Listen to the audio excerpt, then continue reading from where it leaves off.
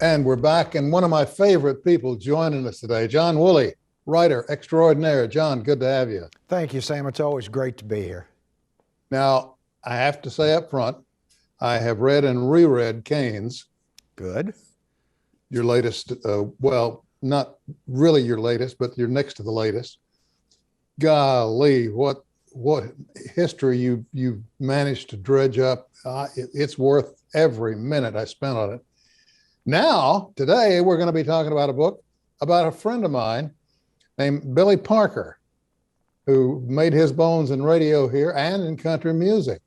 How did that get started, John? Well, you know, Billy and I go back a long way, Sam. We go back to probably when I was working for the Tulsa World, of course, back when I started in the 1980s. Anybody who was around entertainment, and I was writing entertainment for the World.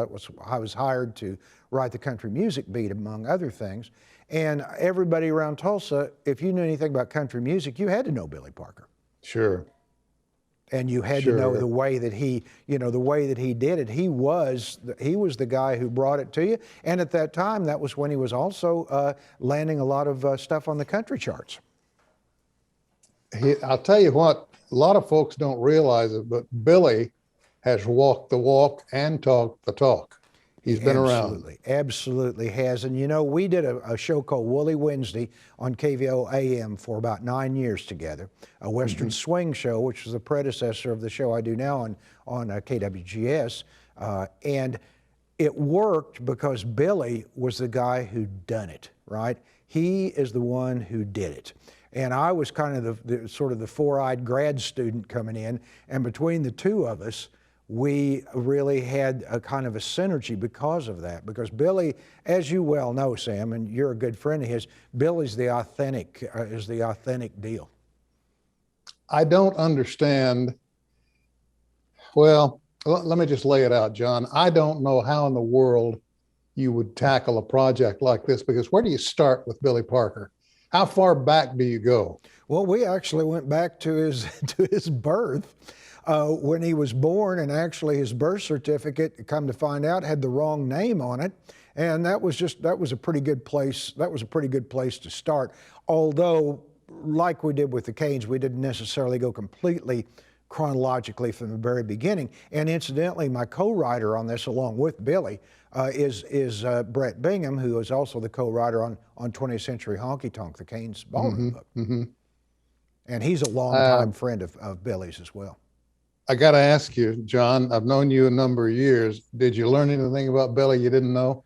Well, specifically, yes, generally, no. I mean, Billy is one of the most transparent guys that you'll ever meet. He has no hidden agendas. What you see with Billy Parker really is Billy Parker. And he will really go out of his way to help people, and has gone out of his way to help people, especially aspiring acts. We have a blurb from Dwayne Allen of the Oak Ridge Boys on the back of the book, where he talks about basically it was Billy that broke the Oak Ridge Boys in the Midwest when they made the transition or attempted to make the transition from gospel to mainstream country. I don't think of all the people I've ever known who worked in broadcasting and also kept a toe in the country waters, I don't think I've ever heard him say anything bad about anybody. No, he is the most positive guy in the world. And you'll see that with the book, and you would think, well, if he's just going to say good things about people, how interesting can the book be? Well, you know how interesting his radio programs were throughout the years. It's a very interesting, it's a compelling book. And it's about the people around him as much as it is him, because Billy's a pretty humble guy, and it was a little tough for Brett and me sometimes to drag stuff out of him about what he really had done. And he's done a ton of stuff, and actually continues. So yeah. Back in the day, this was well over 50 years ago when I first started in radio. The promoters used to send out, if there was, let's say there was a Billy Parker that was going to tour the country, he was going to make a stop in your town, or he had a new record out and they wanted to get you to play it. They always sent a bio and a picture, 8x10 black and white. And a lot of guys kept books. so that they could thumb over. And on radio, they came off like, hey, that guy really knows this man. That guy is really, you know, up to speed on this woman, this singer, this entertainer. But Billy did. Billy He knew knew them him. all. He did, and it was very obvious when we went to get endorsements or flap copy, as we call it in the business, for this book, asking people to write a little bit about Billy. Well, you'll see in the book, which is coming out in Thanksgiving. The book is called Thanks a Lot.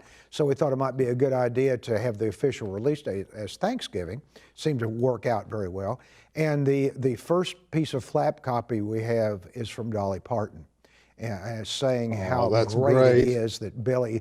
This is a book that tells people what Billy's like, and it's time that it's past time he had a biography out. He's one of those guys you could drop his name somewhere and somebody, oh yeah, I knew him. Oh yeah, absolutely. You know. Yeah, and also, you know, Sam, Billy is the kind of guy that even if maybe he said hello to you from the bandstand, he made you feel like you knew him, and that's a great gift. Well, I don't know how he got to that point. I don't know, and I've thought about it a great deal over the years, how a man can be so friendly, so positive, so dadgum nice to everybody, and you can't find anyone that'll say a bad word about him. No, you can't, and for good reason. I mean, there's really nothing bad you can say about Billy Parker. When you look at what he's done as far as country music goes, as far as helping break country music in different areas, helping acts out that needed help, and when you think about the personality that was behind it, I mean, he really is one of a kind. There aren't a lot of people out there. There's not anybody out there that I know of in this business like Billy Parker. I know for a fact that anytime someone such as yourself takes on a project like this, you're going to learn something. And even though you've known Billy for years, even though you've worked with him, even though you essentially ran with him, what'd you learn? I think I'll go back to what I told you a little bit earlier. I learned, I think maybe I already knew this. So Sam, because any of us who know Billy know this, but I learned that he's authentic. I learned that the Billy Parker, you know, when I at one point in the early 80s to support my writing career, I was working at what was then KWPR in Claremore, a very small station, 1,000-watt station. I was working as a morning disc jockey there and writing in the afternoons.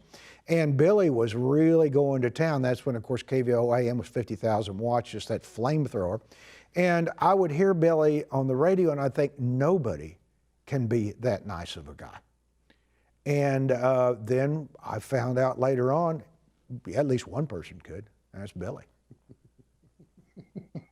Yeah, it would be interesting to know. Of course, we'll never have a complete tally, but it would really be interesting to know how many people Bill took under his wing or helped in some way over the years. Yes, absolutely. We have a story in the book, for instance, about Reba McEntire and her first single. Red Steagall had helped her get on, I believe it was MCA Records, and she had a single out. And somehow or another, I don't know if Billy talked to him or what, down there around Stringtown, which is where all the McEntires are from, out there in the mountains down there, Billy said he was going to play her record on his, I think it was the Big Rigger show at that time, his overnight show. And the McEntires, Reba's mother and Susie and Paik, they found one place they could pick up KVOO, which was in a hallway. If they held the radio up a certain way, they could pick up KVOO down there in the mountains. And they're standing there, and Billy plays, maybe for the first time, Reba's song, and first time in this market anyway, Reba's song, and they're standing there holding up the radio and crying. Oh, what a Stories story. like that, What a great story. There's a lot of stories like that in the book. Billy had just done it because, I mean, he didn't get anything out of it. It didn't make any difference to him financially, reputation-wise, any other way to break a young artist like Reba McEntire was at the time, but he did it. Well, you know, you used a phrase earlier about a flamethrower. Yeah. And that certainly was what KVOO was, particularly at night. when that channel, I mean, when they opened, when the sun set, you could hear them practically from coast to coast. And I know for a fact, truck drivers depended on KVOO, but this was before CB radios, hit. And they could call in a message to KVOO to tell the wife, if they're coming out of Des Moines, what time they'll be in St. Louis and home for dinner. Right. And the true story, that happened all the time. Yeah, yeah. And Billy was a big part of that. He was a major player in the truckers, soliloquy that went on from KVOO in that flamethrower day. Golly, I'm so sorry I missed it. Yeah. I really am so sorry. He really was one of the people when they started doing those overnight shows, like Bill Mack did one. Yeah. And, the different people. Billy was a pioneer in that. And, he had the Billy Parker Big Riggers show, and he had a club, and they'd win albums, and they'd do all kind. He'd call off their numbers of their membership cards, and they could win records, and they'd stop off, and if there was like a storm or something, or some kind of a problem on the highway and interstate, they might stop off and call Billy, and Billy would transmit the information to the other listeners, because there was a lot of truckers in. He knew it was trustworthy and solid. Exactly. People could count on him and trust him. Yeah. Okay, now your book comes out Thanksgiving. That's what we're shooting for right now. We're in the final stages of just getting it ready to get it uploaded, where people could get it on both in a hard copy and also on a download. Well, I've already got to have it. I'm going to have to get it because I've known you, I've known Billy. I can't not get this book. So I recommend this for a great folk. This is a terrific Christmas present that you're looking at right here. The Billy Parker book. And the name of it again, John? It's called Thanks a Lot. After, of course, the song that brought him to the attention of Ernest Tubb. And they got to be really good friends. Yes. John, thank you for taking time to visit. Appreciate it more than you know, and we'll see you again down the road, buddy. Sam, it's always great to visit. Thank you so much for having me. Bye-bye. Bye. We're all out of time, folks. Thanks for being a part of it. We'll see you back here next time.